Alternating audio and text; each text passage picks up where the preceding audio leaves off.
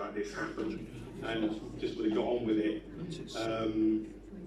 Anyway, so he would have been fine with it, but I'm going to be taking the piss out of David for the next 50 years. So I've given speeches like this before, but it's never easy, so I must apologise if I'm not very good, and not as good as my sister. Also, I've been living in Italy for the last 17 years, and I can hardly speak Inglese. So I want to share some of my memories of my dad. Although his later years are characterised with him sitting on the sofa with his iPad, watching sports or documentaries on Hitler, as you heard, World War II, and playing with his cat. When he was younger, he absolutely loved sport, and he would compete, but only compete in sports if he considered himself good enough. So he could have done lots of sport, but he just chose the ones he was good at. He was, as a boy, he told us, the fastest boy in London at 100 yards. If you look at him in his later years, you probably wonder, was he making that up? Because 100 yards to him now was a long distance event that he would need to rest at several times along the way. He was also very good at golf. He played badminton, darts, snooker, and bowls. A lot of you here are from the bowl years. I think he's passed his athleticism on to his children and grandchildren, although I'm not looking at Ruth.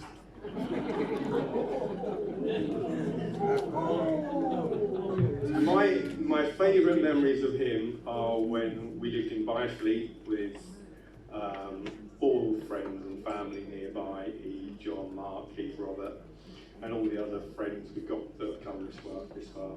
They were always socialising together, going in on each other's houses, having events. I remember going on the annual family holiday to Selseyville, which isn't too far from here, preparing for the 1 hour journey like we were going to the other side of the world. A 1 hour journey was considered the ultimate. Alan owned and operated and worked in the family DIY shop that Ruth mentioned. It was an old-fashioned builder's yard, and myself and my cousins, we all cut our teeth working there, and we learned how to deal with the public. And I remember it was very much a lad's shop. All the men were together.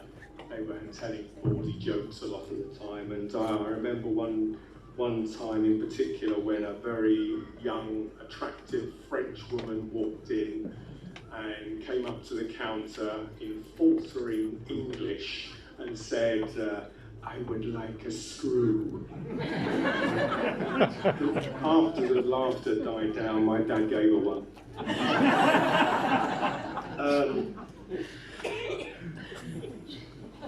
He really enjoyed having a laugh. He would watch and re-watch his favourite shows and films. From my youth, I remember him watching The Young Ones, Ben Elton, Not 9 O'Clock News, films with Richard Pryor, Mel Brooks. We went to see comedy shows live. We went to see Alexei Sale in Guildford, and were absolutely crying with laughter and actually falling out of our seats because we all thought it was so funny. I've got some Jewish jokes here, I'm afraid, but the one that I remember that he enjoyed the most, which I'll tell now, it's about a couple of tailors in London that were down on their luck, Abe and Moisha, and their business is literally about to close because they've got no customers, and their stockroom is full absolutely to the brim of old safari suits, because it seemed to be the thing to buy after the Moonraker film, with Roger Moore wearing that particular outfit. Nobody wanted to buy them. In walks this Australian and says, "Excuse me, but I'm absolutely desperate. I need to get 1,000 safari suits shipped out to Australia by the end of the week." They look at each other. "We're saved." He said, "But this is a big order. I need to get approval from headquarters. Get the order ready. If you don't hear anything by Friday, ship it out." sorted. Friday comes, they're waiting nervously in their shop. The phone rings at 5. Abe picks it up, trembling, listens, puts it down. He says, "Great news, your mother died."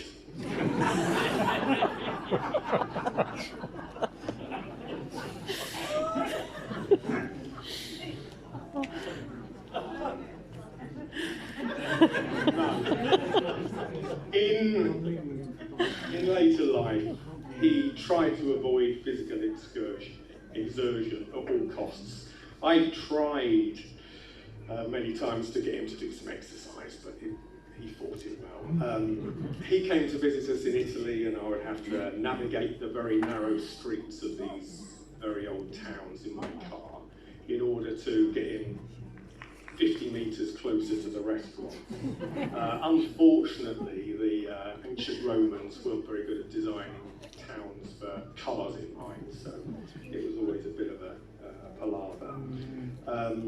He loved coming to Italy, he loved seeing the grandchildren, picking tomatoes, melons, and just spending time there.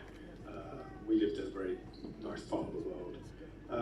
Although he wasn't one to give compliments, in fact I rarely ever heard him give a compliment, apparently he was really proud of his family and he loved talking about them. But I think we can all agree that the best thing that ever happened to him was being married to my mum. He was married from 1963 to 2022, and in that time they only had one row. But it lasted from 1963 to 2022. He would have loved to have been here today to see everyone, but as he didn't turn up, I'm going to have to go around and take his place and get really close to you while you talk and butt in when you try and reply. And say what? But I'm going to miss him because when I used to ring him up, we used to exchange lines from our favourite film, which was With Leia. So I'd say something like, "We came on holiday by mistake," which is one of the lines. And, "Are you the farmer?" But you have to watch the film to understand. He would frequently say, "We want the finest wines available to humanity. We want them here and we want them now." It's just a couple of things. Anyway, I'd like to pass you over to my brother now, but luckily he can't be here, so instead, whenever Tony is ready, he'll do it now, or do it a bit later. He's got his much more accomplished, beautiful wife here to speak on his behalf, because he's in Spain. Was it getting drunk or something? He lost his passport. Anyway, thank you very much.